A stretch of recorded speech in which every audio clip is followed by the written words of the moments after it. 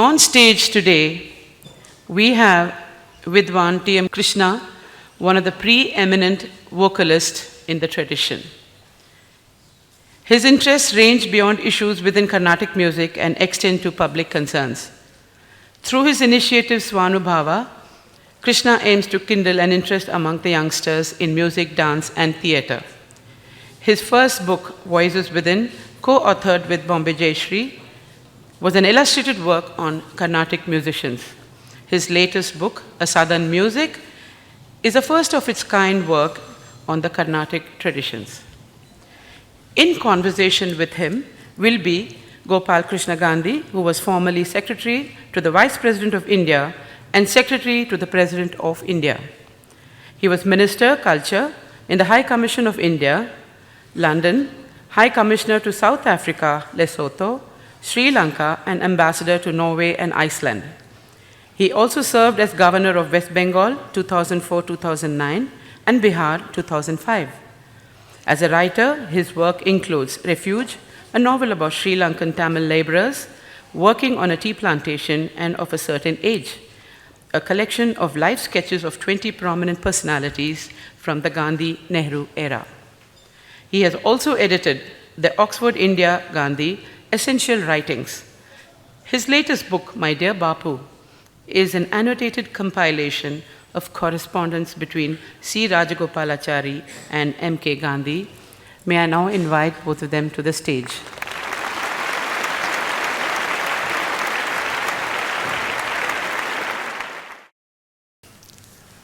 Friends, for most people north of Hyderabad, I say most people north of Hyderabad, not all,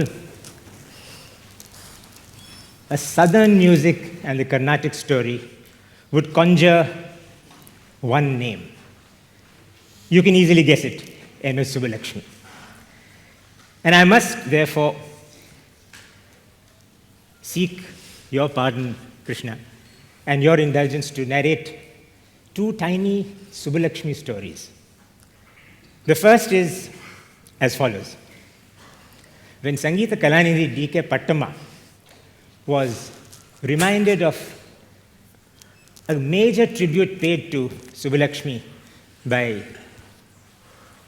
Rajaji, she said in Tamil, which I will do into English, though not really necessary here, Gandhiji, Nehruji, Rajajiku Subbulakshmi paat romba pudikonu solra. Gandhiji, Rajaji, Nehruji, they say they like Subbulakshmi's music. Gandhiji, Nehruji, Rajajiku paat patti enna theriyum? What do these three people know of music?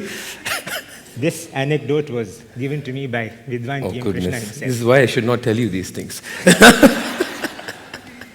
And so, many of you may wonder, what is this North Indian of highly dubious and diluted cultural antecedents doing on the stage talking to Vidwan T.M. Krishna in Chennai? But begging your pardon for that impudence of mine, I would like to come to the second MS story. She is seated on the stage in Kalakshetra, the queen of music that she is, and her concert is about to start. Rukmini Devi Arundale, the founder of Kalakshetra and Kalakshetra itself, slowly moves to the mic and in her welcome address to Subbulakshmi says, Subbulakshmi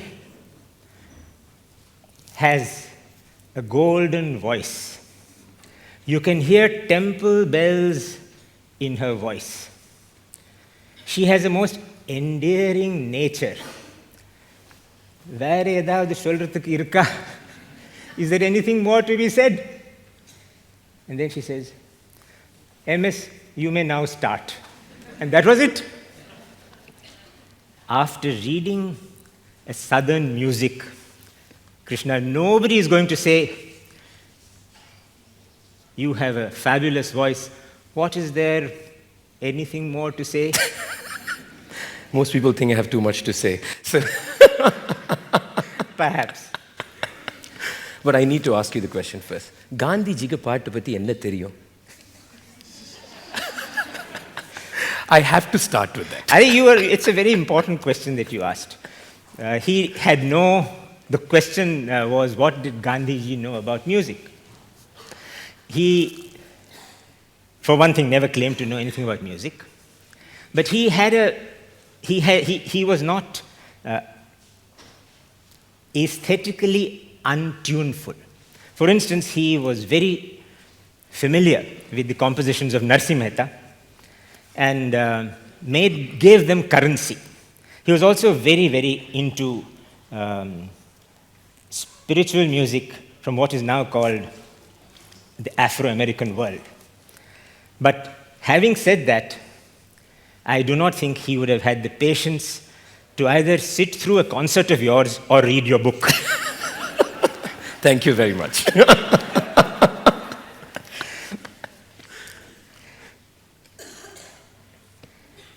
Krishna, you have no need for any introduction anywhere now. You have been described as a musician of dazzling artistry.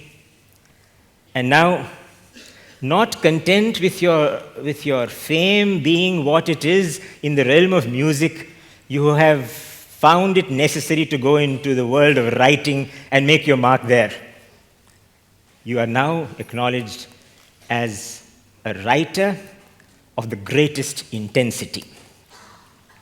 Now, somewhat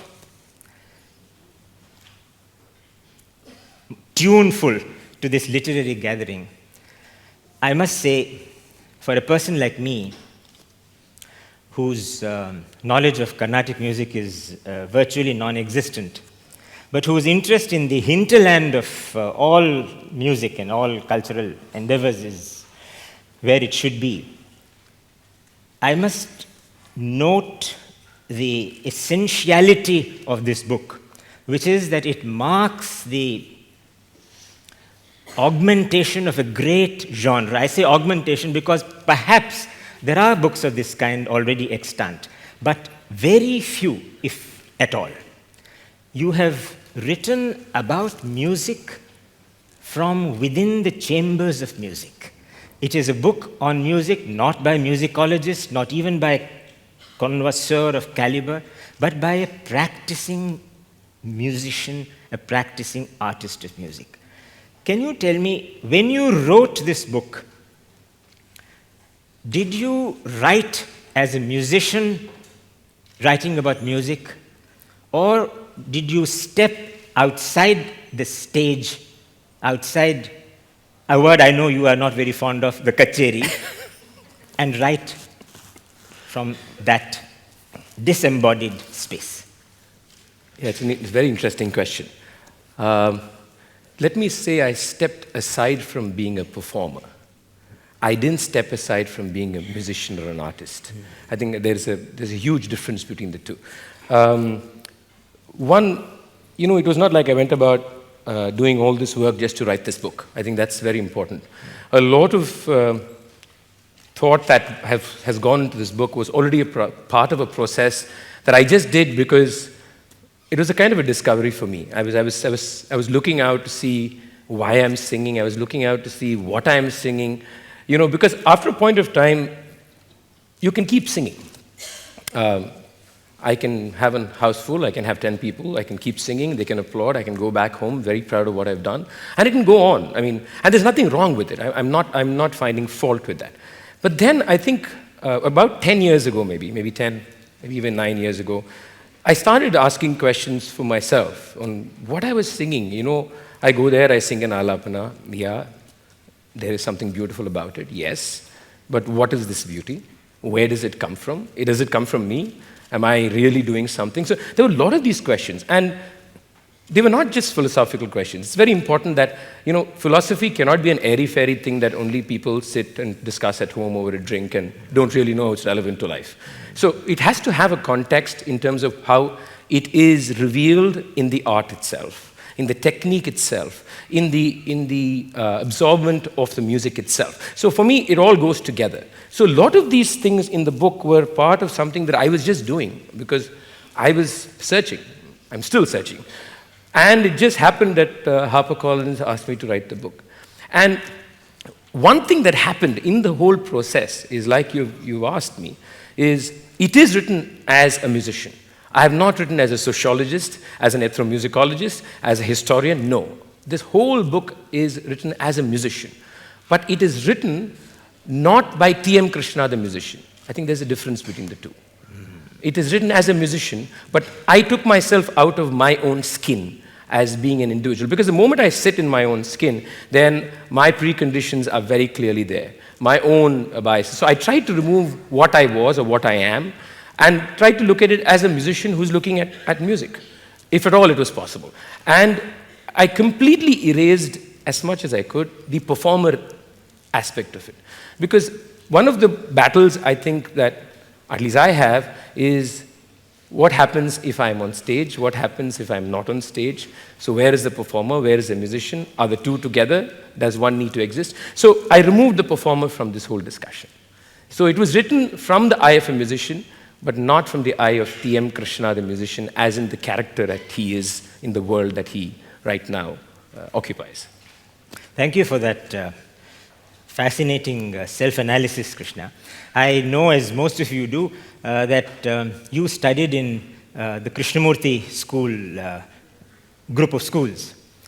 And there is something very similar about your music and Krishnamurti's philosophy. One could be completely overwhelmed by a Krishnamurti lecture,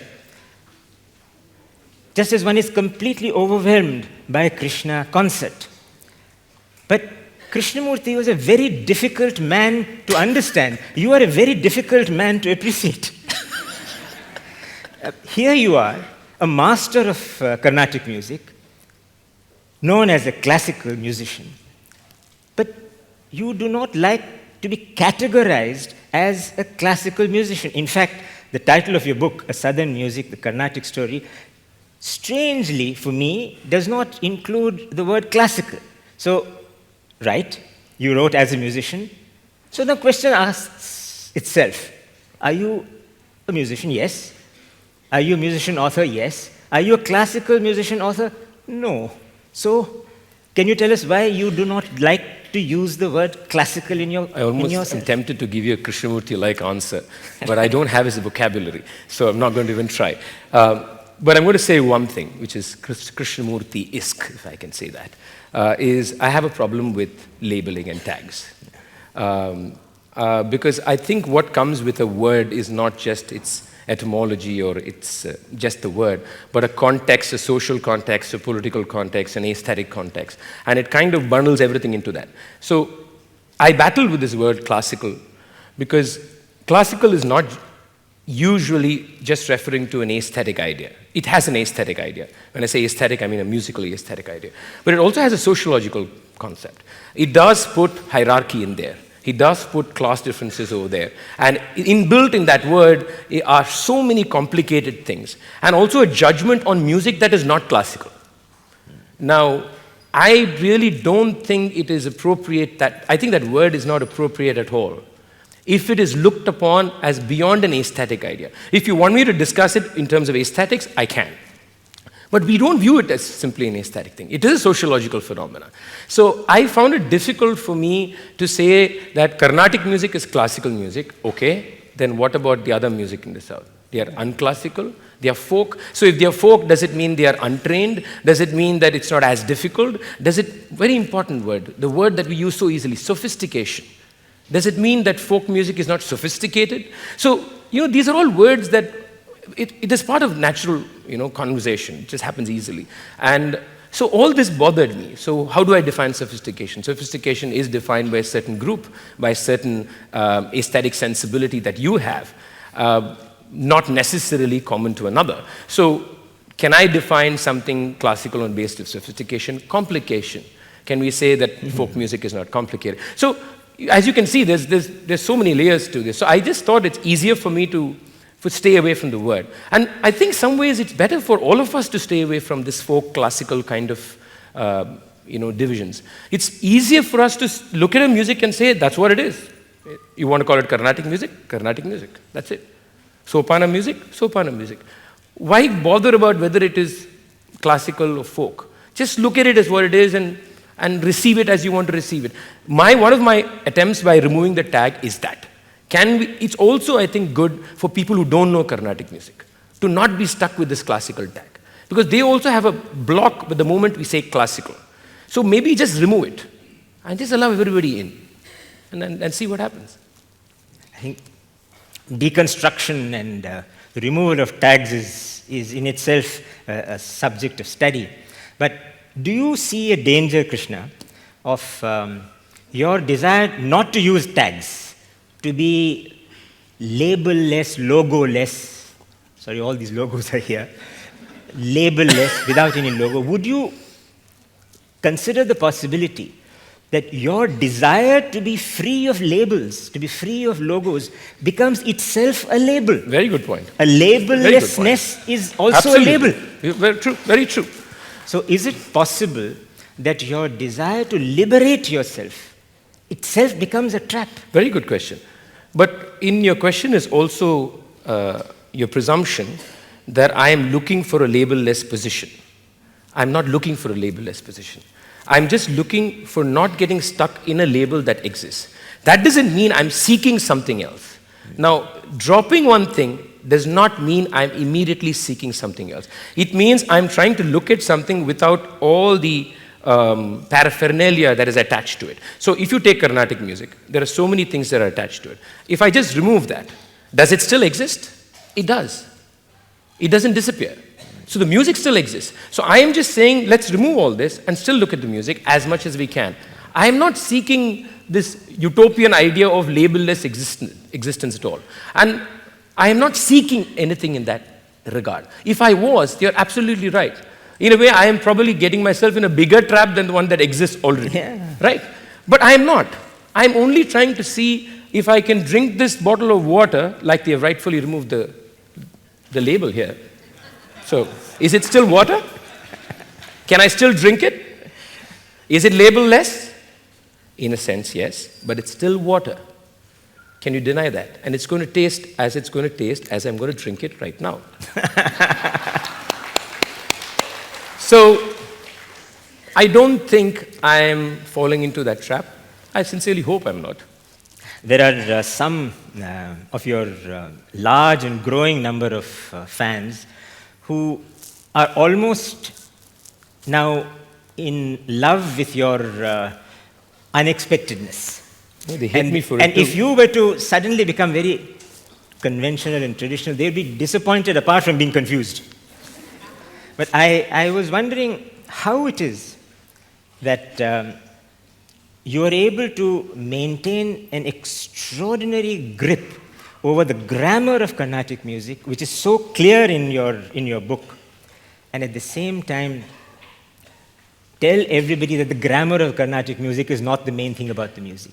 How you're able to move so many, including a person like me, by the devotionality of your renderings, and still say that the lyrical element of this composition is subordinate to the musicality of it. So you take us along a path and tell us that this is not your path. We love your music. Do you have an app with a tambura? Can you bring it up to me quickly, please? Sorry. That is called a bonus.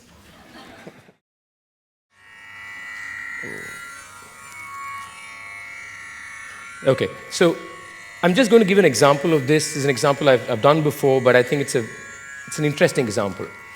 You have a composition by Muthuswami Dikshidhar. The words are Daksha Sikshana Daksha Darasura Lakshana Vidhi Vilakshana Lakshya Lakshana Bahu Vichakshana Sudha Vakshana Guru Kataksha Vikshana. Okay? Now, if I was going to split it as per the word, it'll sound different, but as per the music, differently. Now watch. Dakshasi kshana dakshadara suralakshana vidivila kshana laksha rakshana bahuvicha kshana sudhabha kshana guru kadaksha vikshana. Now my question to you is every ksha the same? Is every ksha the same? Can you answer that? It's ksha, the same syllable. There is no difference as far as language goes, ksha.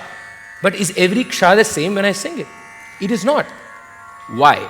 Because its identity is completely fused with the movement of the music.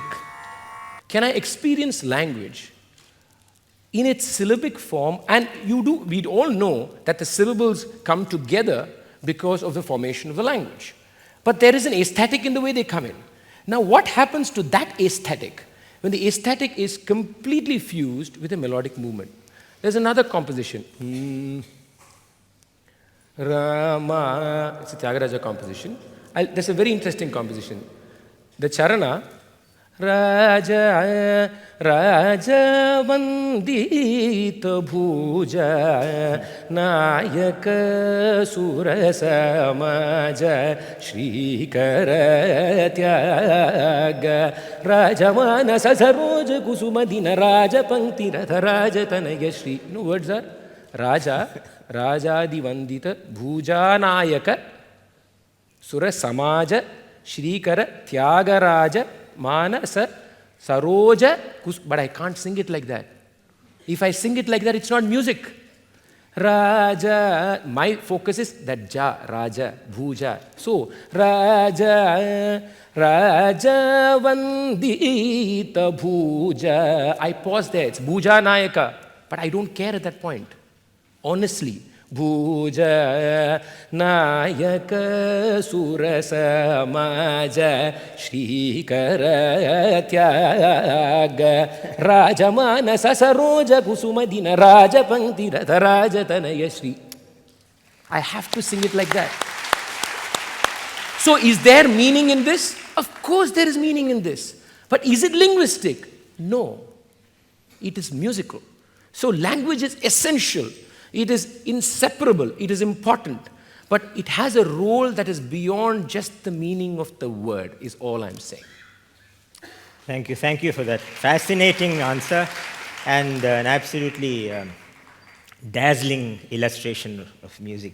I know, as all of you do, that the session that follows this has Professor Romila Thapar speaking on North Indian history. And I brought a copy of her History of India, and for her to sign for me. Now, I found, to my amazement, as I was going through some of these pages in the drive up to this place, a Manikavasagar composition, which has been translated and published here, which remarkably highlights what you just said. Manikavasagar says, Indra or Vishnu or Brahma, their divine bliss crave not I. How could my heart think of a god beside thee? And in your case, that thee has to be the muse of music. So how can you think of Indra or Vishnu or Brahma, a god beside music? And then Manikavasagar goes on to say, he filled in every limb love's mad longing, and that I might climb there from where there is no return. In your renditions of Alapanas, I have experienced a desire for you to reach a place from where there is no return, a place where you find complete saturation, aesthetic, and perhaps even in your own knowledge of the word spiritual. I would like to now ask you why it is that you have not given us a concert which has only alapanas.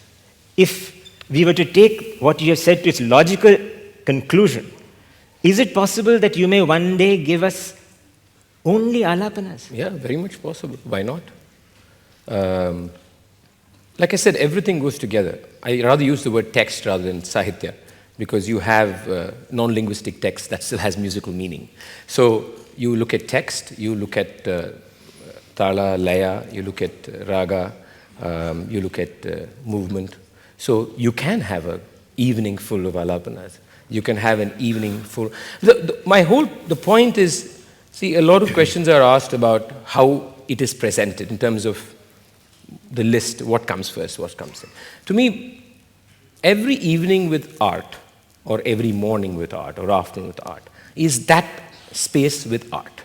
Now, as long as there is an honesty and integrity to the art that we are discussing, or the art that is being presented, it doesn't matter if it is only an alapana, or if it's only a tana, if it's only a pallavi, if it's only a kirtana. It doesn't really matter. So can there be an evening full of alapanas? Of course.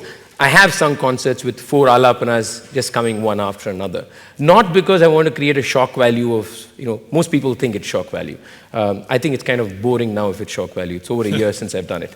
But because the aesthetic movement in my own experience at that point drives me to move there. It doesn't happen every day. It doesn't happen every morning. But sometimes you sing an alapana of Kalyani, and that's it. And then you want to hear Todi. And I'm saying I want to hear Todi. I'm not saying I want to dazzle you with Todi. I want to hear Todi. So as long as the Todi is there, as long as she touches you and she has, which includes the grammar that is there, everything embodied in herself or on himself, depending, then I don't see a problem. Yeah, maybe we'll do one of full alapanas, of course. And I didn't answer your question about that famous concert of mine. Yes, please. I suddenly realized I didn't, and people think I'd duck it. So, especially because it's Chennai. If it's Bombay or Delhi, I would have ducked it. It's an important question. It's a question that at one point of time after that day, I almost thought I'm going to get the police at my doorstep because there were so many people angry with me. A lot of people think I terminated the concert. I finished the concert. I really want to know, when does a concert terminate? I'm not very clear about it. Is it after 2.5 hours when the musician has clocked the time?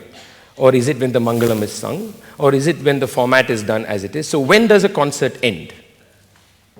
That's a question that I need to ask myself as much as everybody here. So when does a concert end? Is it when there's another whole description that a concert begins, there's a gradual high, and then there is a good settling down. So is it when you reach that bottom part of the curve? I don't know. But what happened that day is not new for, I think, every musician or every artist who has ever been part of art.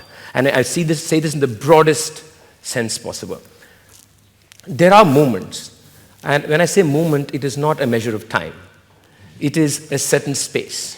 There are moments when the art itself has opened up in a way that is so beautiful, so precious, and it's enveloping you everywhere. Okay? It's all over you, it's all over this space, it's all over the musician or the painter or the writer, name it. And you just want to hold that, right? You just want to hold it. And those moments come to everybody. It has come to me so many times when I have sung, irrespective of whether I've sung in my bathroom or whether I sang at Music Academy. To me, those two spaces do not differ. And I'm saying this with absolute respect to both spaces, if I may say so. Absolutely. Because what really mattered is how was I in the art at that moment, at that space, at that corner, in the mountain, or next to a river, or at home, in the drawing room. And what happens in a concert or in the kacheri is the space arrives. Sometimes she just passes you. Sometimes you're actually seeing it in front of you, and you're lucky enough, in some very weird fashion, fortunate, to be having your hand on her. And you have to let go because you have to be on stage for the next 1 hour and sing music. We all let go. There are so many moments when I've said, I want to go home now because I don't want to let go of this preciousness. And that was a day I decided to go home. That's all happened. And it was not out of disrespect for anybody sitting in that room. In fact, I made an announcement. Most people forget that, but that's okay. But it was just because of the respect for art at that moment. And it was, I had sung for about an hour or so, I think. And I just felt it was just too precious to break with, what was I going to sing for the next 1 hour? Fine. I can show all my artistry. I can make everybody applaud. I've sung for long enough to know the tricks of the trade. I can do it. But what was I really doing? Was it art? No. And that's the truth. That's the truth. The truth is, after that, it is not art. It is my ego in complete display. And it is very pleasurable, let me tell you. It's very pleasurable. But was I right to the audience? I don't have an answer to that question. I don't have an answer. I'm sorry, but I don't have an answer. Was I wrong to them? That I don't feel I was. No. That I don't feel I was. But was I right to them? I don't know. So, will this happen again? It may. I'm being very honest. It may. It doesn't make me eccentric. It doesn't make me... neither does it make me eccentric nor a genius. Neither. Both are just ways of just, again, labeling somebody into some box. So that's exactly what happened. I had to answer that question because I was in Chennai, and they'll probably think I'm ducking it. I'm not ducking it. No, you never duck any question. And I must say, before the audience places questions before you, I did not fail to notice, and I'm sure the audience didn't fail to notice either, you used the phrase she and her for artistic space. Yes, That's I did. very interesting and very important. You didn't say it, you said her. I didn't say he too. You didn't say he too. I think that's fantastic. And I think it's... She is more beautiful than he. Isn't that true? Yeah. That coming from somebody who's not known for modesty is a lot. I must say, there has been an attempt on every person's part to not put a label, but to give a kind of a description to the experience of the artist. Yesterday we had Gulzar Sahab reading from some of his absolutely unforgettable verse. And there was one on the soul, on रूह. क्या तुमने रूह को देखा है? क्या तुमने रूह को पहचाना है? When we hear you render an alapana, we really see रूह, we see soul. We see the soul of music. That can be said without the slightest. The problem is,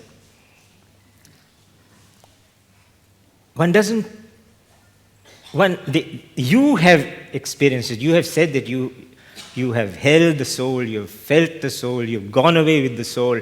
But we want to know whether that relationship between you and the soul of music is a relationship that will now diverge between Krishna the musician and Krishna the author. Will Krishna the author interfere with what we want to be a permanent relationship between Krishna and the soul of music? Are you likely to have a divided loyalty between your two persona now, the writer and the singer? I mean, are they really two different people? I don't know. I really don't think they are. First, I mean, you think because you think. You write because you write. You sing because you sing. How are they very different? I always wrote, irrespective of whether somebody was publishing me or not. Why? Because I just wrote, because those are the things that just came to my head, and I have a lot of scribbles in my computer. So I don't think they are divided. They are part of the same journey. They are not very different from me singing Todi Ragam or me discussing a certain idea in terms of technique or philosophy or anything. They are not very different. And they are, in a way, very interconnected. The book itself is very interconnected to my life. It's very interconnected to my life beyond the realm of Carnatic music. So I don't think they are very two different persona. They, I think, absolutely together as one. So I don't think there's a question of divided loyalties here or having a problem with it. I actually think both are going to contribute to the journey of the other, if I want to keep it separately. They're going to contribute to the journey of the other. Which direction this is going to go, I have absolutely no idea. Absolutely no idea. I may never write another book in my life. It's quite possible. But will I stop writing? No. I may not sing kacheris after, I may not sing, I'm using the word now. I may not sing kacheris, fine, after 3 years. But will I stop singing? Of course not. How can I stop singing? I'm going to sing. I'll keep singing. I'm going to write. I'll keep writing. I'm going to speak. I'll keep speaking. Well, that is no surprise. but I just want to now, I think, place the last question before you, Krishna, which is that as a musician, we know that you have a certain imperviousness to the surroundings. Whether it's one person listening to you or 1,000 people listening to you, is the same thing. You are, shall I say, indifferent to your audience. So, what a kacheri is to a musician, a book is to a writer. So, are you going to be impervious to the opinions of your readers? Oops. Never saw that coming.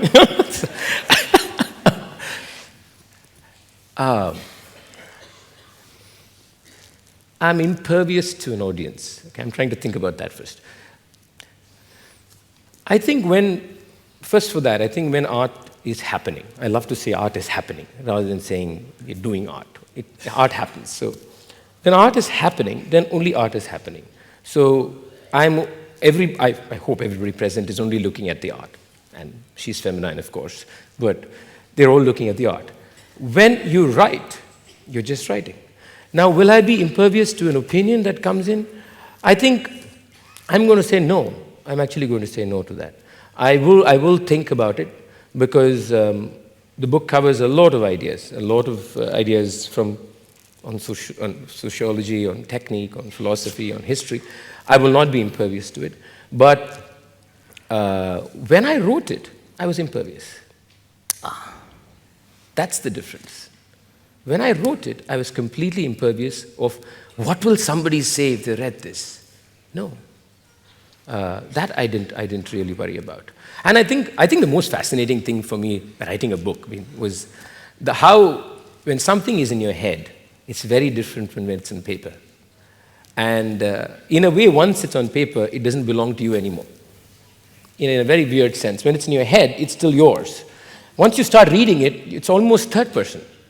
So you're looking at it as a third person, then looking at it. It's very interesting on how the same thought, which I would have said was my thought, then kind of disappeared into being a thought, which I could actually look at. So once that has happened, I think I will be welcoming to ideas, to contradictions. I've said that in my epilogue itself, that nobody needs to read this book to agree with me. Please disagree with me. Please argue. Please say that everything is wrong. But just do it after you spend with the same amount of honesty and integrity when you read it. If people do that, then I think there's always going to be different opinions, always going to be different ideas thrown in. It probably improves the way I'm thinking about certain things, and I'm most happy to accept it and welcome it and take it. Well, that's T.M. Krishna for us. I would say a dazzling enigma, a person who cannot be ignored, who cannot be explained, certainly cannot be explained away, a musical phenomenon. No. That's how I would really call it. And I have a question for you. You have a question for me? I have a question for you. So that's not being impervious to the audience. And the question for you is actually about the book, but the question is not about the music in the book, but the ideas in the book. I'm now looking at you as a person who is Gandhiji's grandson, which means you know very little about music. Nothing else. Just in case you thought I was going somewhere else. No. So, as a person from, if I may just use a cliche, from the outside, what did you take away from the book? And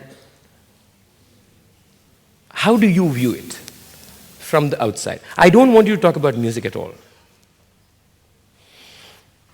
Well, first of all, let me say it's not a very fair thing to do to ask this question to me. Even less fair to give it the introduction that you gave. But let me put it this way, and I think now I can be forgiven because since I've been asked a personal question, in a sense a personal question, with a personal introduction, let me give a personal answer. Having all my life been known only as a grandson, I've recently had the great joy of getting another identity, which is of a grandfather. So I'm now called, luckily for me, I have ceased being a grandson, I've now become a grandfather. Now, I'll answer your question by another little foray into family situations. My little granddaughter, all of 1.5, loves listening to music and Carnatic music, and I have a Dropbox, your concert at Musiri's house. So the moment I start it, and she hears the first 2 swaras, she says, aha. My reaction to your book was just captured in that exhalation, aha. Now, aha does not mean I accept what you're saying. Thank you. I was worried about that. It means, look, what a difficult man this is. If you agree with him, you are in trouble. If you disagree with him, you are in trouble. All you want is somebody to be attending to you, right? Now, my reaction was, aha, because I felt that what you have said in your book comes from the heart of conviction and belief. It comes from the combination of your understanding of your subject, which is a southern music, and your delightful irreverence with the coda of that subject. That is what I really carried away with it, which means that I liked the way you have handled the hinterland of Carnatic music, the story of the evolution of Carnatic music, with all its accretions, its encrustations, and its divinity, every single thing. But what emerges from your book is the sheer majesty of a southern music and the Carnatic story by a person who, as a singer, is not wrestling with the music and finally throws it on the ground and says, I have won, but a consort of Carnatic music. That is what I find. This book has been written by a consort of Carnatic music. What Carnatic music thinks of that consort is another matter. Questions? Questions to the author. Excuse me, I'm here. I'm a linguist of a very modest status. I have ear for music, but not the mouth for music. When, as a public speaker, when someone addresses the person who is very strong in his grammar, he has enough and more vocabulary to captivate the audience. But his address becomes insipid, mundane, drab, and dull, because as a linguist, I find the absence of what we call the 3 major phonetic forms of language, the right sound, the right stress, and right intonation. So people like me, we always feel language is spoken, that's different. But unless the major 3 phonetic components of language are used by a person who addresses a public meeting, I think the language loses its soul, right? The 3 major phonetic forms, the stress, intonation, the right sound, adds feeling and soul to the language. But my question is, what exactly adds feeling and soul to the lyrics, how it is converted into music, and what are the components? I'm going to try, and this is quite a complicated question. I can't answer it in a few moments. But I'm going to say 2 things. One, we have to differentiate between lyrics that is tuned and music, and when a composer has composed what the word we use called vak geya kara, vak and geya, when both come together. Now, you do have geniuses like Gulzar Saab where it doesn't make a difference, right? But they're exceptions, so they don't fall into this category of discussion. But in general, when the lyrics and music come together, then they play a very interesting point of stress. All those things come into being, where the meaning of the word is one aspect, at one layer. But the beauty of the creator is that he or she herself has moved beyond that. You can see it in the melodic turn, melodic construction, in which syllable is given the stress, where most beautiful things you will see. You will see, for example, a melodic flow that in terms of melody itself is soft. You will find the syllable used there is soft. You will not find a hard syllable in that movement. How did that come into being? So it was not just about the word that was constructed there, or the meaning that was needed there. You can always have many words for the same meaning. So it's a question of how they saw the movement as both melodic and syllabic moving together. So I'm just trying to give you a very short answer. This is a very, very interesting subject. There are a lot of examples that can be thrown in. But I think there is this whole play that is very, very important, and how these two relate to each other, and how the raga, how the movement, how the tala, I can't forget that, how the tala, the stress in the tala are also matched with all this. Krishna, we're all fans. We love your music. You're at the pinnacle of your career. You write beautifully. We love reading what you write.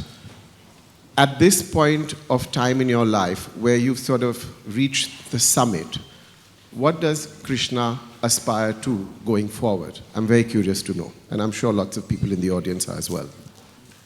Oops. You have it all. That's different from being at the summit, right? They're two different things. Maybe the only way ahead is down. I don't know. But that apart, I really don't know whether, I know this sounds so cliched, but I have to say it, whether there's really a summit. There is a summit professionally, probably. There's a summit there where there is all that stuff that you talked about. But I really don't know, because art is a journey that is alone, not lonely. It's alone. They're two different things. So when you look at it that way, I think you just keep traveling. And as you travel, there'll be many more things that you're going to experience. And the path itself is so beautiful. You really don't know. I get goosebumps telling you this, Ranveer, because I really don't know. And that's the most fascinating part. But there is a draw. There's something that draws you. There's something that drags you there. And it's just beauty. It is just beauty. And as long as I'm touched by it, I know I'm living. The moment that stops, then I probably am at that stupid summit of mine. And then I know I'm in trouble.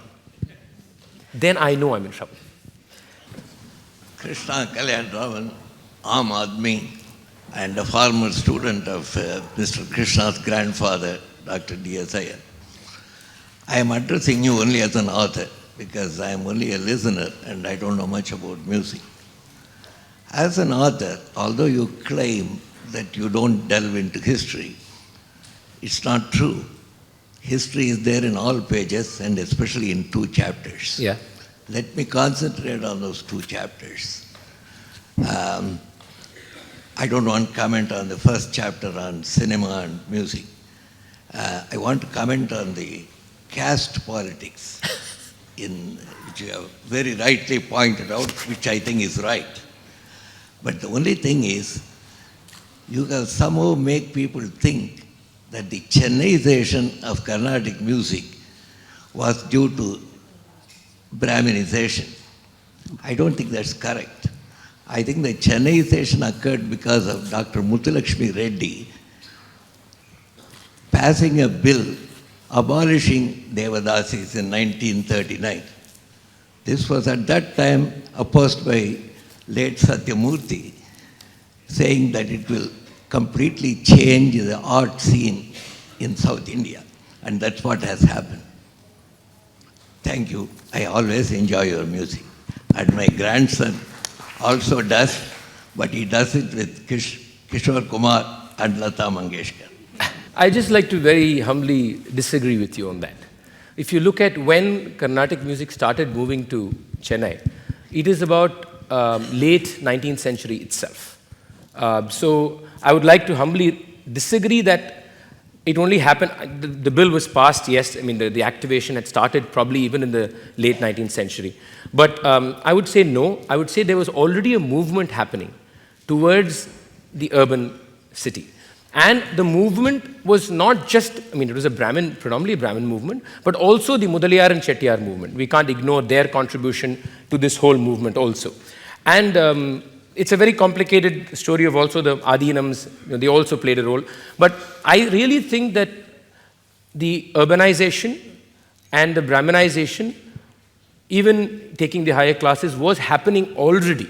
And it was not like it happened only post the legislation of the after the anti-Nach movement. I think they all came together at the same time. This whole nationalistic spirit, the Theosophical Society, we can't ignore all those parallel movements that were happening, that were part of a certain, if I may say so, an upper class movement, which contributed to this whole generation. So I would not completely agree with you on that one. Sir, Question there, sir. here, sir. Good morning. Krishna, from your talk, we feel to understand that we're trying to go from word to wordless and form to formless method of music. What I want to say is, in the present substructure, we are forced to listen to a set pattern of music only, and which is not possible to transfer your experience to the listeners. What plans you have got in the future to come out of this substructure and make others also to enjoy the music with the way in which you enjoy? Well, in spite of people accusing me of so many things, there still seems to be few people coming to my concerts. So that's first of all interesting. I don't know, I really don't have any specific plans for that. Very honestly, I've not thought about it in that fashion. I've not thought about it in the fashion of what you're saying, what am I going to do? I really have not. I just sing because I just sing what I really feel very, very passionately about. And I just let that happen. Some days it happens, some days it just doesn't happen. Yep, it doesn't happen. And that's it. I've not really thought about it. I just wanted to say you are in a public space for the last 20, 30 years. I think a fan is a very special thing. Are you endangering the fan? With what? By being... No, what is he endangered by? No, do you think you're shaking your fan base is my question, really. So that's a professional question. However you want to interpret it. No, because the moment you use endangering a fan, it's a professional question. Professionally, yes, probably. Artistically, no. Oh, sorry. Artistically, no. Professionally, yes. And I think, to be very honest, I say this way, I must be the most stupid guy in the world to be doing what I'm doing, if you look at it one way, right? Right now, Sir. 1 second. Right now I'm accepted, I'm singing everywhere, people are buying tickets for my concerts, they're coming there. Why would I ever do this? It must be bizarre. Maybe that's why people think I'm loony. I don't know. But the fact is, no, because I am really, this is driven by something that is artistic and aesthetic. I am not endangering anybody in the space of art. But professionally, am I probably endangering somebody? Yes, I am. But I sincerely hope that that individual or those individuals will also just spend few minutes thinking about the fact that I have been honest to the music that I've sung for so many years. So if this gentleman is up to something, can we just see if there is something in that? If somebody can do that for me, I think I don't have a problem with that. That's all I expect. I don't expect anything else. Good morning, sir. My question is, when you learn a language, you first learn how to speak and then you learn the alphabets. Whereas when you learn how to sing, you first learn the alphabets, then you start to sing. So why do you do that? I mean, you sing them too, right? No, you learn alphabets, I mean like sari, gama. Sari, gama. But that's also music. It is music, but why don't you start singing and then you learn? Very good question. But actually everybody just starts singing. Normally, just like you start speaking, you start humming tunes. Don't you? I'm asking you. Do you? No, I'll come to you. I'll answer your question. But you hum tunes, right? You hum tunes. You walk somewhere, you hear a tune, you hum it. So are you singing at that moment? I mean like... Well, I mean, what I actually mean is like... No, I understand. You're talking about the formal learning, right? But I just want to, I'll answer your question. Yeah. Yeah, but you do hum tunes, right? Yeah. You walk, you hear a tune, you hear a cinema song, you hum it. Yeah. So you are singing, even before you're learning Sarigama Padani. Yes, sir. All I'm trying to say, just like you speak before you know whether bat is B-A-T, Right. you say bat because somebody says it. You repeat a tune because somebody sings it. Language and music are similar and very different. We should be very careful when we play these two things together. But I think in this sense, it is true that you hear music, you tap your feet to rhythm. You don't know whether it is Aditala or Rupakatala. You don't know whether it is what Nade, but you still do. Yeah. It's the same. So now it's a wrap now, and we'll request you, Krishna, to conclude the whole evening by telling us what is it that you first felt was music as a person. I can... you ask all these difficult questions.